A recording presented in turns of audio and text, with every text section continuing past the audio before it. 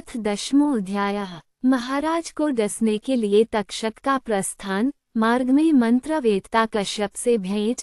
तक्षक का एक वटवृक्ष को डसकर भस्म कर देना और कश्यप का उसे पुनः हरा भरा कर देना। तक्षक द्वारा धन देकर कश्यप को वापस कर देना। सर्पदंश से राजा की मृत्यु। सूत जी बोले, हे मुनिवृंद, उसी दिन तक्षक नामक नाग नृपश्रेष्ठ परीक्षित को शापित जानकर एक उत्तम मनुष्य का रूप धारण करके अपने घर से शीघ्र निकल पड़ा। वृद्ध ब्राह्मण के वेश में रास्ते पर चलते हुए उस तक्षक ने महाराज परीक्षित के यहाँ जाते हुए कश्यप को देखा। 1-2 उस नाग ने उन मंत्रवेत्ता ब्राह्मण से पूछा, आप इतनी शीघ्र गति से कहाँ चले जा रहे हैं और कौन सा कार्य करने की आपकी इच्छा है?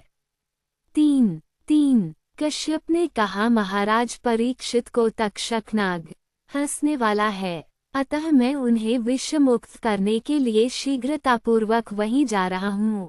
4 हे विप्रेंद्र, मेरे पास प्रबल विषनाशक मंत्र है, अतः यदि उनकी आयु शेष होगी तो मैं उन्हें जीवित कर दूंगा। 5 तक्षक ने कहा, हे ब्राह्मण, मैं ही वह तक्षक नाग हूँ और मैं ही महाराज को काटूंगा। मेरे काट लेने पर आप चिकित्सा करने में समर्थ नहीं हो सकेंगे, अतएव आप लौट जाइए।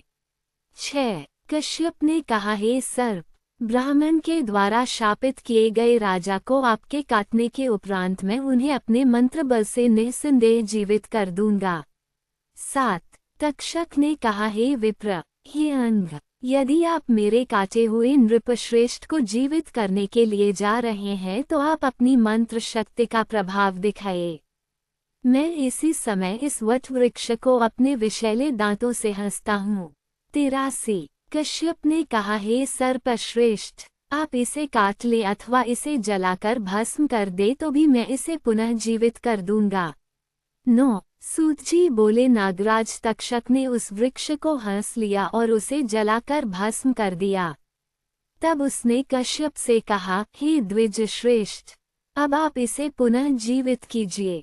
10 तक्षक नाग की विषाग्नि से भस्म हुए वृक्ष के संपूर्ण भस्म को एकत्र करके कश्यप ने यह बात कही, हे महाविषधर नागराज, अब आप मेरे मंत्र का प्रभाव देखिए। मैं आपके देखते देखते इस वटवृक्ष को जीवन प्रदान करता हूँ। 11-12 ऐसा कहकर हाथ में जल लेकर मंत्रविद कश्यप ने उस जल को अभिमंत्रित किया और उसे भस्मराशि पर छिड़क दिया।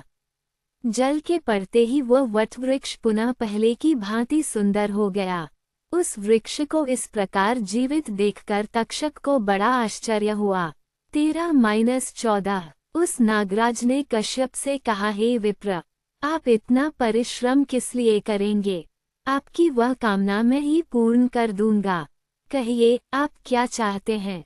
15 कश्यप ने कहा, हे पन्नग, मैं धन का अभिलाषी हूँ। नृपश्रेष्ठ परीक्षित को शापित जानकर अपनी मंत्र विद्या से उनका उपकार करने के लिए मैं अपने घर से निकला हुआ हूँ। 16 तक्षक ने कहा, हे विप्रवर, राजा से जितना धन आप चाहते हैं उतना धन मुझसे अभी ले लें और अपने घर लौट जाएं, जिससे मैं अपने कृत्य में सफल हो सकूं। 17 सूत जी बोले, तक्षक की यह बात सुनकर परमार्थवेत्ता कश्यप जी मन में बार बार सोचने लगे कि अब मुझे क्या करना चाहिए। यदि मैं धन लेकर अपने घर जाता हूँ तो धन लोलुप होने के कारण संसार में मेरी कीर्ति नहीं होगी। यदि राजा जीवित हो जाते हैं तो मेरी अचल कीर्ति होगी तथा धन प्राप्ति के साथ साथ पुण्य भी प्राप्त होगा। 18-20 यश ही रक्षणीय है और बिना यश के धन को धिक्कार है, क्योंकि प्राचीन काल में महाराज रघु ने कीर्ति के लिए अपना सब कुछ ब्राह्मण को दे दिया था। सत्यवादी हरिश्चंद्र तथा दानी कर्ण ने भी केवल कीर्ति के लिए बहुत कुछ किया था। अतः विश्व की अग्नि से जलते हुए राजा परीक्षित की उपेक्षा मैं कैसे करूं? 21-22 यदि मैं महाराज को जिला दूं तो सब लोगों को अत्यंत सुख मिलेगा और यदि राजा मर गए तो अराजकता के कारण सारी प्रजा नष्ट हो जाएगी, इसमें संदेह नहीं है। 23 राजा के मृत हो जाने पर मुझे प्रजानाश का पाप लगेगा तथा संसार में धन लोभ के कारण मेरी अपकीर्ति भी होगी। 24 मन में ऐसा विचार करके परम बुद्धिमान कश्यप ने ध्यान करके जाना कि महाराज परीक्षित की आयु अब समाप्त हो चुकी है। 25 इस प्रकार ध्यान दृष्टि से धर्मात्मा कश्यप राजा की मृत्यु निकट जानकर तक्षक से धन लेकर अपने घर लौट गए। 26 कश्यप को लौटाकर वह नाग 7वें दिन राजा को हंसने की इच्छा से शीघ्र हस्तिनापुर चला गया। 27 नगर में पहुंचते ही उसने सुना कि मणि मंत्र तथा औषधियों से भली भांति सावधानी पूर्वक सुरक्षित होकर राजा परीक्षित अपने महल में रह रहे हैं। 28 ये जानकर ब्राह्मण के शाप से भयभीत सर्पराज तक्षक को बड़ी चिंता हुई। वह सोचने लगा कि अब मैं किस उपाय से इस राजभवन में प्रवेश करूं और इस पापी मूढ़ विप्र को पीड़ित करने वाले तथा मुनि के शाप से आहत इस दुष्ट राजा को मैं कैसे छलूं। 29-30 पांडव वंश में ऐसा कोई नहीं हुआ जिसने इस प्रकार किसी तपस्वी ब्राह्मण के गले में मृत सर्प डाल दिया हो। 31 ऐसा निंदित कर्म करके कालचक्र को जानते हुए भी यह राजा भवन में रक्षकों की नियुक्ति करके राजभवन में छिपकर मृत्यु की वंचना कर रहा है और निश्चिंत होकर पड़ा है। विप्र के शापानुसार मैं उस राजा को कैसे डयूं। 32-33 यह मंदबुद्धि इतना भी नहीं जानता कि मृत्यु तो अनिवार्य है, इसी कारण ये रक्षकों की नियुक्ति करके स्वयं भवन पर चढ़कर आनंद ले रहा है। 34 यदि अमित तेज वाले देव ने मृत्यु निश्चित कर दी है तो करोड़ों प्रकार के प्रयत्नों से भी उसे कैसे टाला जा सकता है। 35 पांडव वंश का उत्तराधिकारी यह राजा परीक्षित अपने को मृत्यु के मुख में गया हुआ जानते हुए भी जीवित रहने की अभिलाषा रखकर सुरक्षित स्थान में निश्चिंत होकर पड़ा हुआ है। 36 ये यदि चाहता तो अनेक प्रकार के दान पुण्य द्वारा अपनी आयु बढ़ा सकता था, क्योंकि धर्माचरण से व्याधि नष्ट होती है और उससे आयु स्थिर होती है।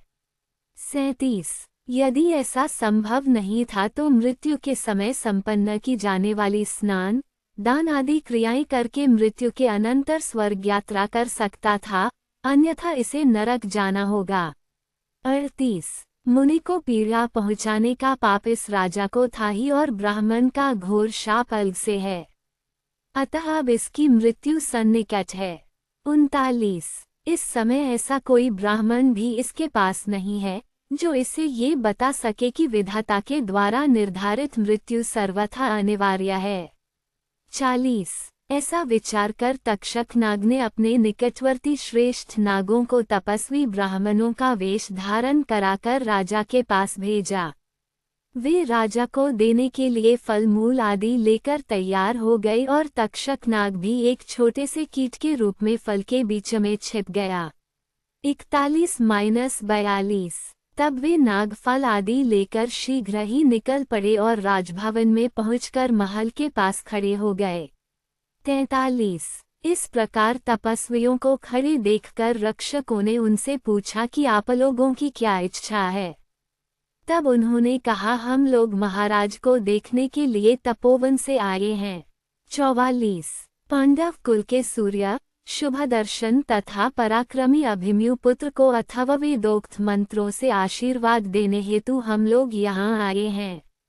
45 आप जाकर महाराज से कहें कि कुछ मुनिजन उनसे मिलने आए हैं और वे महाराज का मंत्राभिषेक करके उन्हें मधुर फल देकर लौट जाएंगे। 46 भारतवंशी राजाओं के कुल में कभी भी द्वारक्षक नहीं देखे गए, ऐसा भी कहीं सुना नहीं गया कि तपस्वियों को राजा का दर्शन न मिले। जहाँ महाराज परीक्षित विराजमान हैं, वहाँ हम लोग जाएंगे और उन्हें अपने आशीर्वाद से दीर्घायुष्य बनाकर आज्ञा लेकर लौट जाएंगे। 47-48 सूत जी बोले, उन तपस्वियों का वचन सुनकर रक्षकों ने उन्हें ब्राह्मण समझकर महाराज का आदेश सुनाते हुए कहा, हे विप्रो, हमारे विचार में आज आप लोगों को राजा का दर्शन नहीं हो सकेगा। अतः आप समस्त तपस्वी जन राजभवन में कल पधारें। 49-50 ये मुनिश्रेष्ठ हो, विप्र शाप से भयभीत होकर राजा ने अपने महल में ब्राह्मणों का प्रवेश वर्जित कर रखा है, इसमें संशय नहीं है। 51 तब ब्राह्मणों ने उनसे कहा, हम लोगों की ओर से ये फल मूल तथा जल आप रक्षकगण राजा को दे दें और हम लोगों का आशीर्वाद पहुंचा दें। 52 उन्होंने राजा के पास जाकर तपस्वियों के आगमन की बात बता दी। इस पर राजा ने आज्ञा दी कि वे लोग फल मूल आदि जो कुछ दे रहे हैं उन्हें यहाँ लाओ और उन तपस्वियों के आने का कारण पूछ लो और उन्हें पुनः कल प्रातः आने को कह दो। साथ ही मेरी ओर से उन्हें प्रणाम कहकर यह भी कह देना कि आज मेरा मिलना संभव नहीं है। 53-54 उन द्वारपालों ने तपस्वियों के पास जाकर उनके दिए हुए फल मूल आदि लाकर आदरपूर्वक राजा को अर्पित कर दिए। 55 उन विप्रवेश में आए नागों के चले जाने पर महाराज ने फलों को लेकर मंत्रियों से कहा, हे सचिवों, आप लोग भी इन फलों का सम्यक सेवन कीजिए। मैं तो तपस्वियों द्वारा अर्पित यही एक बड़ा फल खाऊंगा। 56-57 ऐसा कहकर उत्तरासुत राजा परीक्षित ने सब फल अपने सुहृद सचिवों में बांट दिए और एक सुंदर पका फल हाथ में लेकर उसे स्वयं विदीर्ण किया। 58 जिस फल को राजा ने चीरा उसमें ताम्र वर्ण वाला तथा काले नेत्र वाला एक छोटा सा कीट राजा को दिखाई दिया। उसे देखकर राजा ने अपने आश्चर्यचकित मंत्रियों से कहा, सूर्य अस्त हो रहे हैं, अतः अब मुझे विष का भय नहीं है। मैं ब्राह्मण के उस शाप को अंगीकार करता हूँ कि यह कीट मुझे काट ले। ऐसा कहकर महाराज परीक्षित ने उसे अपने गले पर रख लिया। सूर्य के अस्त होते ही गले पर स्थित वह कीट साक्षात कालस्वरूप भयानक तक्षक के रूप में परिणत हो गया।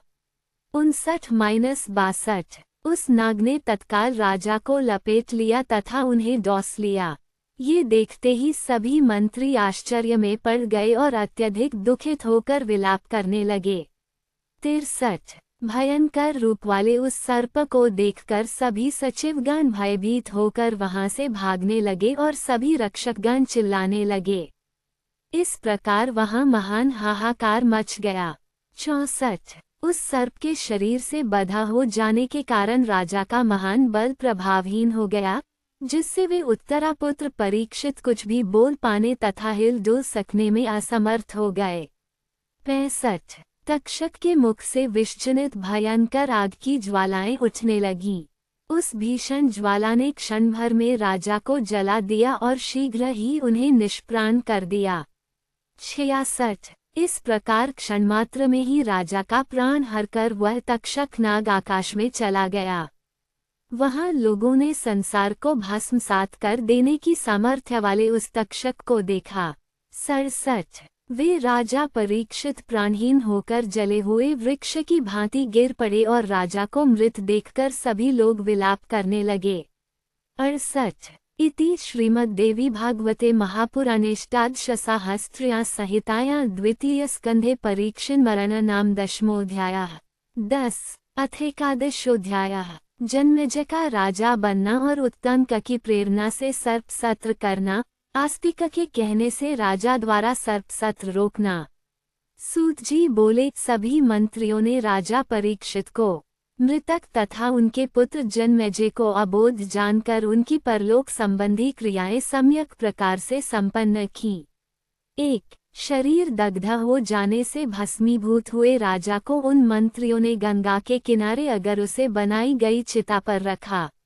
2 अकाल मृत्यु को प्राप्त राजा परीक्षित की औध्वदैहिक क्रिया राजा के पुरोहितों द्वारा वैदिक मंत्रों के साथ विधिवत संपन्न की गई।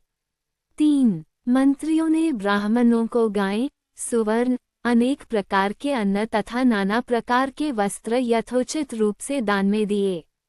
4 तत्पश्चात मंत्रियों ने प्रजाओं के प्रति प्रीति संवर्धन करने वाले राजपुत्र जन्मेजय को शुभ मुहूर्त में सुंदर राजसिंहासन पर आसीन किया। 5 पुरवासी तथा जनपदवासी प्रजाओं ने राजलक्षणों से संपन्न जन्मेजय नामक उस बालक को अपने राजा के रूप में स्वीकार किया। 6. राजकुमार की धात्री ने उन्हें सब प्रकार के राजोचित गुणों की शिक्षा दी। इस प्रकार दिन प्रतिदिन वृद्धि को प्राप्त होते हुए वे महान बुद्धिमान हो गए। 7. उनकी 11 वर्ष की अवस्था होने पर कुल पुरोहित ने उन्हें यथोचित शिक्षा प्रदान की और उन्होंने उसे सम्यक रूप से ग्रहण किया। 8. जिस प्रकार द्रोणाचार्य ने अर्जुन को तथा भार्गव परशुराम ने कर्ण को धनुर्विद्या में प्रशिक्षित किया, उसी प्रकार कृपाचार्य ने जन्मेजय को भली भांति परिष्कृत धनुर्विद्या प्रदान की। 9. इस प्रकार संपूर्ण विद्या प्राप्त करके वे जन्मेजय वेद तथा धनुर्वेद में पूर्ण पारंगत, बलशाली, अपराजेय तथा परमार्थ वेत्ता हो गए। 10. वे धर्मशास्त्र के अर्थों का विवेचन करने में कुशल, सत्यनिष्ठ, इंद्रियजित और धर्मात्मा थे। उन्होंने पूर्व में धर्मपुत्र राजा युधिष्ठिर की भांति राज्य शासन किया। 11. इसके बाद सुवर्णवर्मा नाम वाले काशीपति राजा ने शुभ गुणों वाली अपनी कन्या वपुष्ठमा का पाणिग्रहण जन्मेजय के साथ संपन्न कर दिया। 12. जिस प्रकार प्राचीन काल में काशीराज की पुत्री को पाकर विचित्रवीर्य तथा सुभद्रा को पाकर अर्जुन अत्यंत आह्लादित हुए थे, उसी प्रकार उस श्याम ननु वाली को अपनी कांता के रूप में पाकर जन्मेजय अति प्रसन्न हुए। कमलपत्र के समान नेत्रों वाली उस वपुष्ठमा के साथ वनों और उपवनों में राजा जन्मेजय उसी प्रकार विहार करने लगे जिस प्रकार इंद्राणी के साथ इंद्र। उनके द्वारा सुखपूर्वक रक्षित प्रजा अति संतुष्ट थी। जन्मेजय के कार्य कुशल सभी मंत्री समस्त कार्यों को सम्यक प्रकार से करते थे। इसी समय तक्षक के द्वारा पीड़ित उत्तंक नामक मुनि का हस्तिनापुर में आगमन हुआ।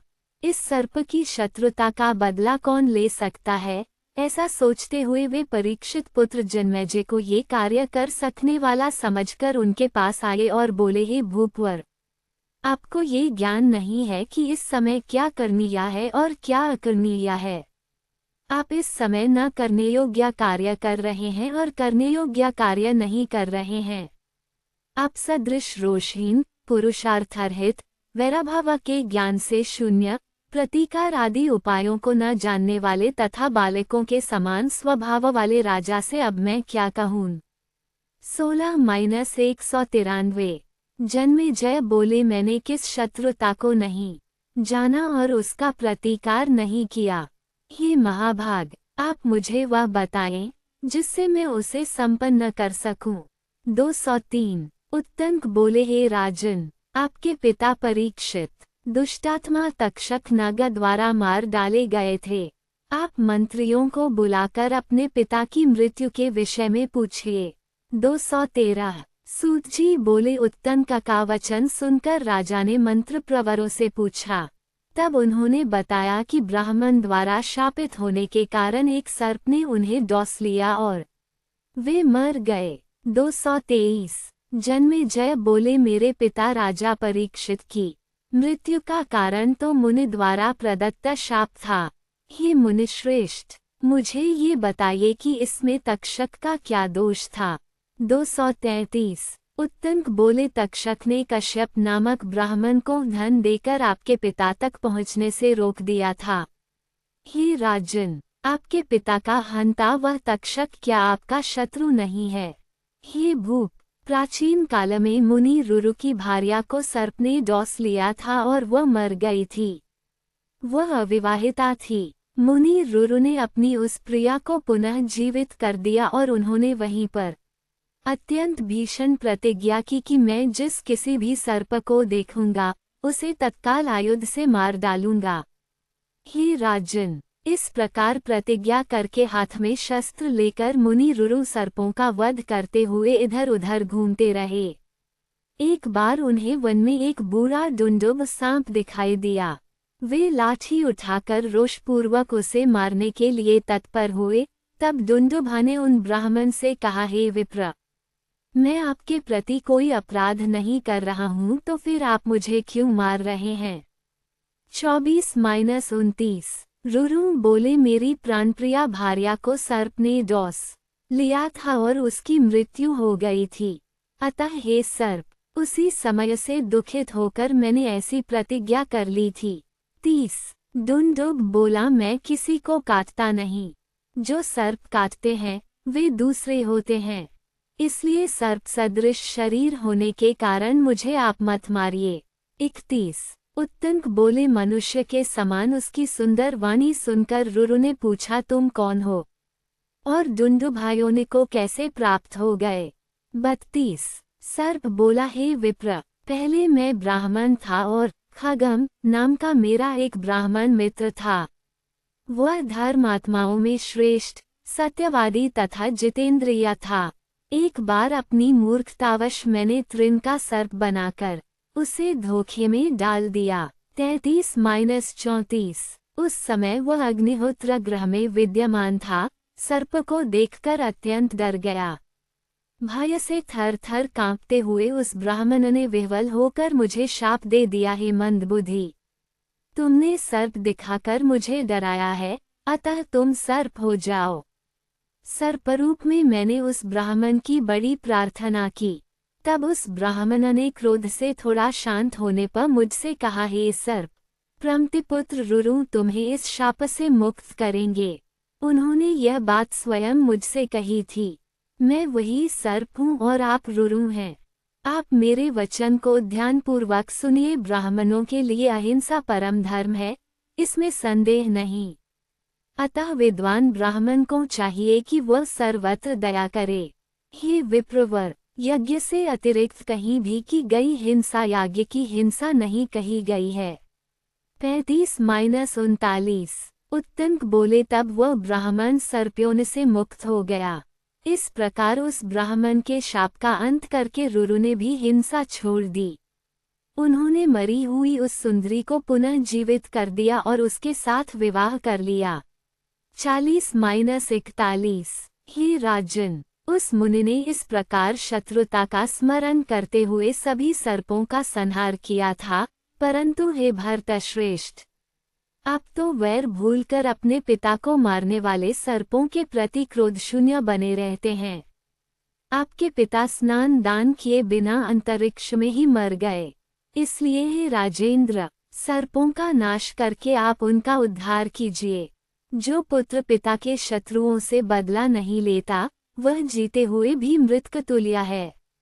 हे नृपश्रेष्ठ, जब तक आप सर्पों का विनाश नहीं करते, तब तक आपके पिता की दुर्गति ही रहेगी। हे महाराज, आप देवी यज्ञ के व्याज से अपने पिता की शत्रुता का स्मरण करते हुए सर्प सत्र नामक यज्ञ कीजिए। 42-45। सूत जी बोले, उत्तंक मुनि का यह वचन सुनकर राजा जन्मेजय अत्यंत दुखी हुए और उनके नेत्रों से अश्रुपात होने लगा। वे मन में सोचने लगे, जिसके पिता सर्प से दंशित होकर इस प्रकार दुर्गति को प्राप्त हों, उस मुझ मिथ्याभिमानी तथा दुर्बुद्धि को धिक्कार है। मैं आज ही यज्ञ आरंभ करके प्रज्वलित अग्नि में सर्पों की आहुति देकर अवश्य ही पिता की मृत्यु का बदला लूंगा। 46-48। सभी मंत्रियों को बुलाकर राजा ने यह वचन कहा, हे मंत्र प्रवरो, गंगा के किनारे श्रेष्ठ ब्राह्मणों से उत्तम भूमि की माप कराकर आप लोग यथोचित यज्ञ सामग्री का प्रबंध करें। हे मेरे बुद्धिमान मंत्रियों, 100 खंभों वाले एक सुरम्य मंडप का निर्माण कराकर आप लोग उसमें आज ही यज्ञ के लिए वेदिका भी निर्माण संपन्न करा लें। उस यज्ञ के अंगरूप में विस्तार सहित सर्प सत्र भी करना है। महामुनि उत्तंक उस यज्ञ के होता होंगे और तक्षक नाग उसमें यज्ञपशु होगा। आप लोग शीघ्र ही सर्वज्ञाता एवं वेदपारगामी ब्राह्मणों को आमंत्रित ओवलाइन M-211 के 242 1 बटा 2। सूत जी बोले, बुद्धिमान मंत्रियों ने राजा के कथनानुसार यज्ञ संबंधी समस्त सामग्री का प्रबंध कर लिया और विस्तृत यज्ञ वेदी भी निर्मित कराई। सर्पों का हवन आरंभ होने पर तक्षक इंद्र के यहाँ गया और उनसे बोला, मैं भयाकुल हूँ, मेरी रक्षा कीजिए। तत्पश्चात इंद्र ने उस भयभीत तक्षक को सांत्वना देकर अपने आसन पर बैठाकर उसे अभय प्रदान किया और कहा, हे पन्नग, तुम निर्भय हो जाओ। 53-553। तदनंतर उत्तंक मुनि उस तक्षक को इंद्र का शरणागत और उनसे अभयदान पाया हुआ जानकर उद्विग्न हो उठे और उन्होंने मंत्र प्रभाव से इंद्र सहित तक्षक का आवाहन किया। तब तक्षक ने यायावर वंश में उत्पन्न जरत्कारु पुत्र धर्मनिष्ठ आस्तिक नामक मुनि का स्मरण किया। वे मुनि बालक आस्तिक वहां आकर जन्मेजय की प्रशंसा करने लगे। 56-58 राजा जन्मेजय ने उस बालक को महान पंडित देखकर उसकी पूजा की। पूजन अर्चन करके राजा ने अपनी मनोवांछित वस्तु मांगने के लिए उससे निवेदन किया। 59 तब आस्तिक ने याचना की, हे महाभाग, इस यज्ञ को समाप्त किया जाए। उसने सत्य वचन में आबद्ध राजा से बार बार ऐसी प्रार्थना की। 60 तत्पश्चात मुनि के वचनानुसार राजा ने सर्पों का हवन बंद कर दिया और फिर वैशंपायन ऋषि ने उन्हें विस्तार पूर्वक महाभारत की कथा सुनाई। 61 उस कथा को सुनकर भी राजा को विशेष शांति नहीं प्राप्त हुई। तब राजा ने व्यास जी से पूछा, मुझे किस प्रकार शांति मिलेगी? मेरा मन अशांति की अग्नि में अत्यधिक दग्ध हो रहा है, मैं क्या करूं? मुझको बतलाइए। मुझ मंदभाग्य के पिता और अर्जुन पौत्र परीक्षित अकाल मृत्यु को प्राप्त हुए हैं। हे महाभाग, युद्ध में होने वाली मृत्यु ही क्षत्रियों के लिए श्रेष्ठ होती है। हे व्यास जी, रण में अथवा घर में विधि पूर्वक होने वाली मृत्यु ही अच्छी मानी जाती है, किंतु मेरे पिता का वैसा मरण नहीं हुआ। वे तो असहाय अवस्था में अंतरिक्ष में मृत्यु को प्राप्त हुए। हे सत्यवती पुत्र, आप उनकी शांति प्राप्ति का कोई उपाय बतलाइए, जिससे दुर्गति को प्राप्त मेरे पिताजी शीघ्र ही स्वर्ग चले जाएं। 62-66 इति श्रीमद्देवी भागवते महापुराणेष्टादशसाहस्रयां संहितायां द्वितीय स्कंधे सर्पसत्रवर्णन नामैकादशोऽध्यायः। 11 अथ द्वादशोऽध्यायः। आस्तिक मुनि के जन्म की कथा। कद्रु और विंता द्वारा सूर्य के घोड़े के रंग के विषय में शर्त लगाना और विंता को दासी भाव की प्राप्ति। कद्रु द्वारा अपने पुत्रों को शाप। सूत जी बोले, राजा जन्मेजय का वचन सुनकर सत्यवती पुत्र व्यास ने सभा में उन राजा से कहा। 1 व्यास जी बोले, हे राजन, सुनिए, मैं आपसे एक पुनीत, कल्याणकारक, रहस्यमय, अद्भुत तथा विविध कथानकों से युक्त देवी भागवत नामक पुराण कहूँगा। 2 मैंने पूर्व काल में उसे अपने पुत्र सुखदेव को पढ़ाया था। हे राजन, मैं अपने परम रहस्यमय पुराण का श्रवण आपको कराऊंगा। 3 सभी वेदों एवं शास्त्रों के सारस्वरूप तथा धर्म अर्थ काम मोक्ष के कारणभूत इस पुराण का श्रवण करने से यह मंगल तथा आनंद प्रदान करने वाला होता है। 4 जन्मेजय बोले, हे प्रभो, यह आस्तिक किसका पुत्र था और यज्ञ में विघ्न डालने के लिए क्यों आया? यज्ञ में सर्पों की रक्षा करने के पीछे इसका क्या उद्देश्य था? 5 हे महाभाग, उस आख्यान को विस्तार पूर्वक बताइए। हे सुव्रत, उस संपूर्ण पुराण को भी विस्तार के साथ कहिए। 6 व्यास जी बोले, जरत्कारु एक शांत स्वभाव वाले ऋषि थे। उन्होंने गार्हस्थ्य जीवन अंगीकार नहीं किया था। उन्होंने एक बार वन में एक गड्ढे के भीतर अपने पूर्वजों को लटकते हुए देखा। 7 तदनंतर पूर्वजों ने उनसे कहा, हे पुत्र, तुम विवाह कर लो, जिससे हमारी परम तृप्ति हो सके। तुझ सदाचारी पुत्र के ऐसा करने पर हम लोग निश्चित रूप से दुखमुक्त होकर स्वर्ग की प्राप्ति कर लेंगे। 8 तब उन जरत्कारु ने उनसे कहा, हे मेरे पूर्वजों, जब मुझे अपने समान नाम वाली तथा अत्यंत वशवर्तिनी कन्या बिना मांगे ही मिलेगी तभी मैं विवाह करके गृहस्थी बसाऊंगा। मैं ये सत्य कह रहा हूँ। 9 उनसे ऐसा कहकर ब्राह्मण जरत्कारु तीर्थाटन के लिए चल पड़े। उसी समय सर्पों को उनकी माता ने शाप दे दिया कि वे अग्नि में गिर जाएं। 10 कश्यप ऋषि की कद्रु और विंता नामक 2 पत्नियां थीं। सूर्य के रथ में जुते हुए घोड़े को देखकर वे आपस में वार्तालाप करने लगीं। 11 उस घोड़े को देखकर कद्रु ने विंता से ये कहा, हे कल्याणी, ये घोड़ा किस रंग का है? यह मुझे शीघ्र ही सही सही बताओ।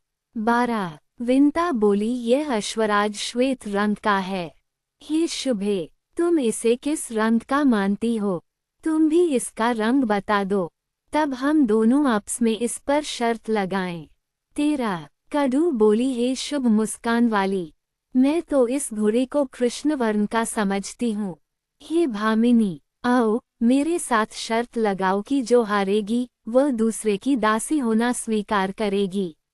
14 सूत जी बोले, कद्रू ने अपने सभी आज्ञाकारी सर्पपुत्रों से कहा कि तुम सभी लिपट कर उस घोड़े के शरीर में जितने बाल हैं उन्हें काला कर दो।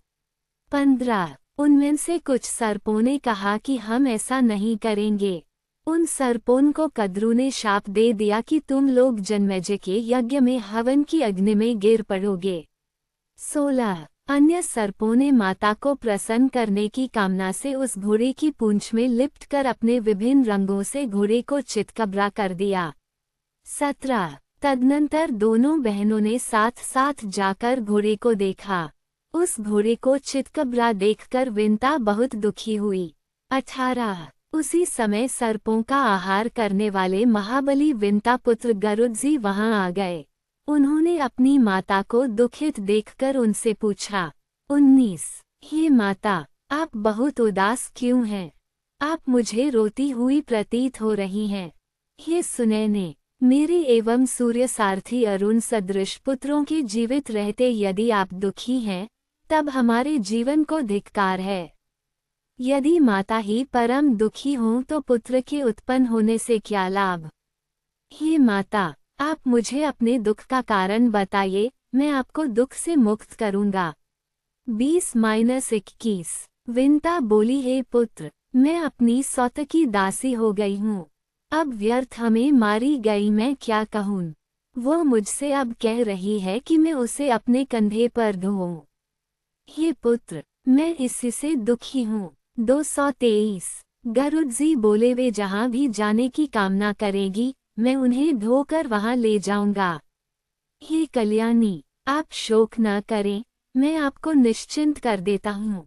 23 व्यास जी बोले, गरुड़ द्वारा ऐसा कहे जाने पर विंता उसी समय कद्रू के पास चली गई। महाबली गरुड़ भी अपनी माता विंता को दास्य भाव से मुक्ति दिलाने के उद्देश्य से कद्रू को उसके पुत्रों सहित अपनी पीठ पर बैठाकर सागर के उस पार ले गए। 24-25 वहां जाकर गरुड़ ने कद्रू से कहा, हे जननी, आपको बार बार प्रणाम है। अब आप मुझे ये बताएं कि मेरी माता दासी भाव से निश्चित ही कैसे मुक्त होंगी। 26 कद्रू बोली, हे पुत्र, तुम स्वर्गलोक से बलपूर्वक अमृत लाकर मेरे पुत्रों को दे दो और शीघ्र ही अपनी अबला माता को मुक्त करा लो। 27 व्यास जी बोले, कद्रू के ऐसा कहने पर पक्ष श्रेष्ठ। महाबली गरुड़ उसी समय इंद्रलोक गए और देवताओं से युद्ध करके उन्होंने सुधा कलश छीन लिया। अमृत लाकर उन्होंने उसे अपनी विमाता कद्रू को अर्पण कर दिया और उन्होंने विंता को दासी भाव से निःसंदेह मुक्त करा लिया। 28-29 जब सभी सर्प स्नान करने के लिए चले गए तब इंद्र ने अमृत चुरा लिया। इस प्रकार गरुड़ के प्रताप से विंता दासी भाव से छूट गई। 30 अमृत घट के पास कुछ बिछे हुए थे जिन्हें सर्प अपनी जिह्वा से चाटने लगे। तब कुश के अग्रभाग के स्पर्श मात्र से ही वे 2 जीभा वाले हो गए। 31 जिन सर्पों को उनकी माता ने शाप दिया था वे वासुकी आदि नाग चिंतित होकर ब्रह्मा जी के पास गए और उन्होंने अपने शाप जनित भय की बात बताई।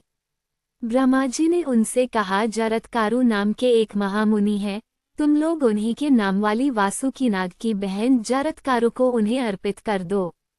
उस कन्या से जो पुत्र उत्पन्न होगा वही तुम लोगों का रक्षक होगा। वह आस्तिक इस नाम वाला होगा, इसमें संदेह नहीं है।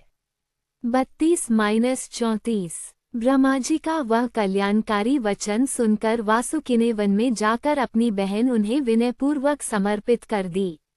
35 जरत्कारु मुनि ने उसे अपने ही समान नाम वाली जानकर उनसे कहा, जब भी यह मेरा अप्रिय करेगी तब मैं इसका परित्याग कर दूंगा।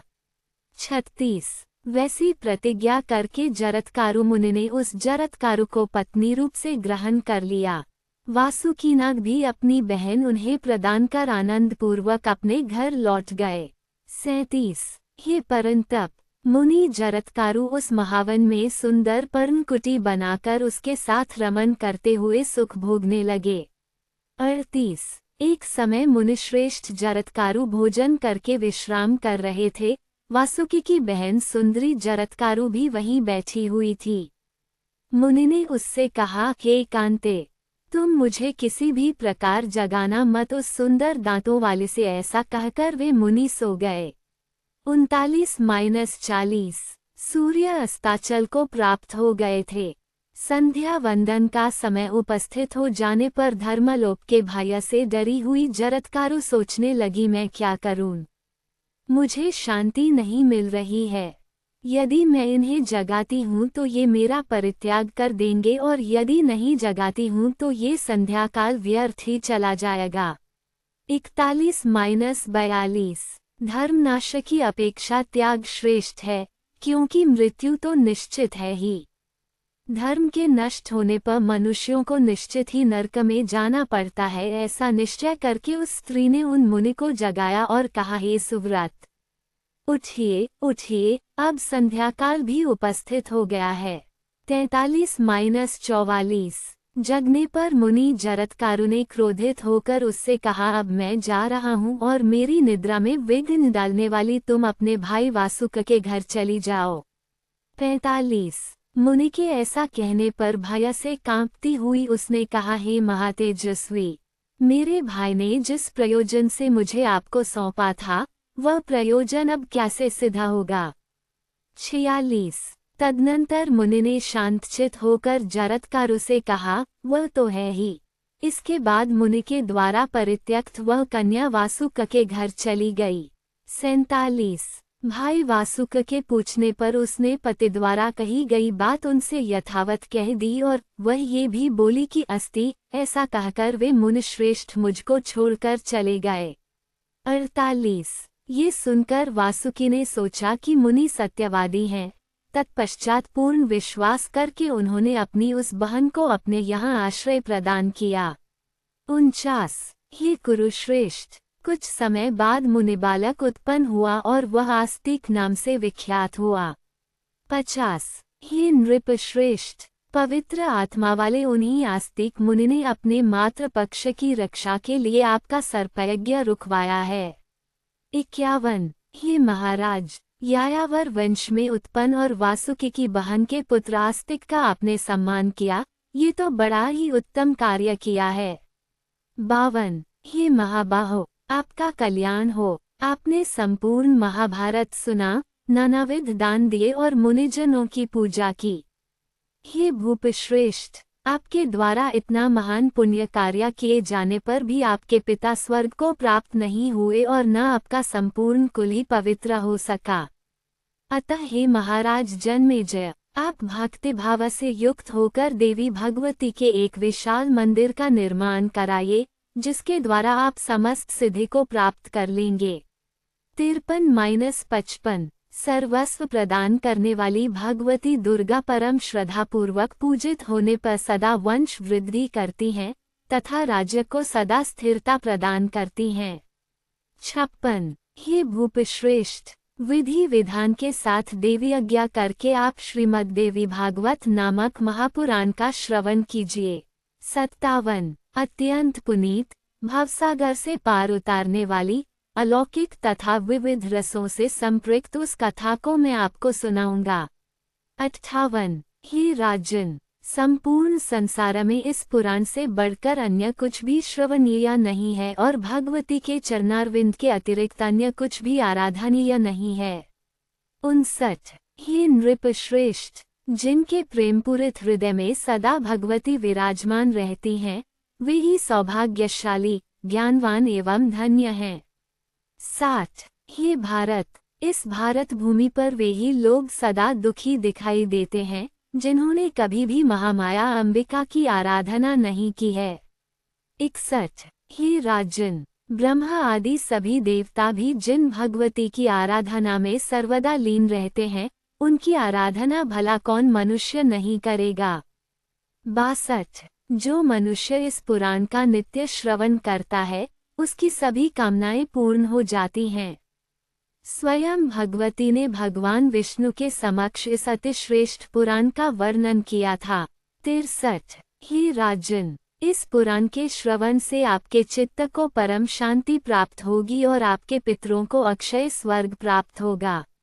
64 इति श्रीमद्देवी भागवते महापुराणेष्टादशसाहस्ख्या संहितायां द्वितीय स्कंधे श्रोत्र प्रवक्तृ प्रसंगो नाम 12 12 द्वितीया स्कंधा समाप्ता।